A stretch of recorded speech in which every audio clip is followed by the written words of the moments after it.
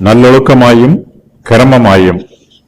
தேவ வசனம் உங்களிடத்தில் இருந்தா புறப்பட்டது, அது உங்களிடத்திற்கு மாத்திரமா வந்தது.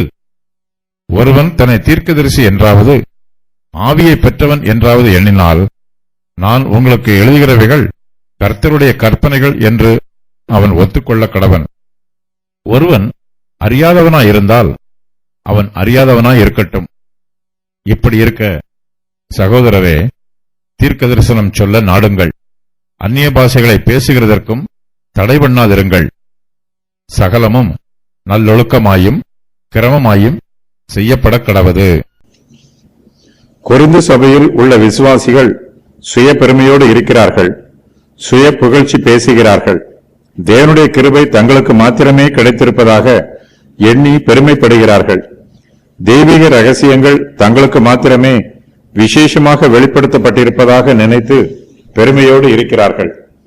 பவுல் அவர்களுக்கு சொல்லுகிற ஆலோசனை பவுலின் சுய வார்த்தைகள் அல்ல, இது தேவனுடைய கட்டளை.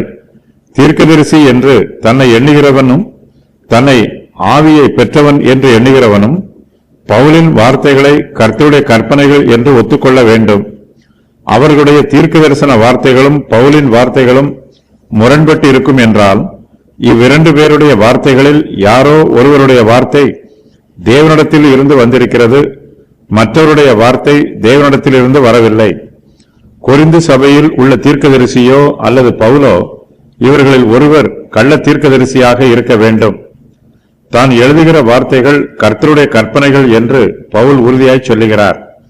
தேவ ஆவியை பெற்றிருக்கிறவர்களும் தங்களை தீர்க்கதரிசிகள் என்று சொல்லுகிறவர்களும் பவுலின் வார்த்தைகளை கர்த்தருடைய கற்பனைகள் என்று அங்கீகரிக்க வேண்டும். இதை அவர்கள் அறியாதவர்களாய் இருந்தால் அவர்கள் அறியாதவர்களாகவே இருந்துவிடட்டும் என்று பவுல் அவர்களை உதாசீனம் பண்ணுகிறார்.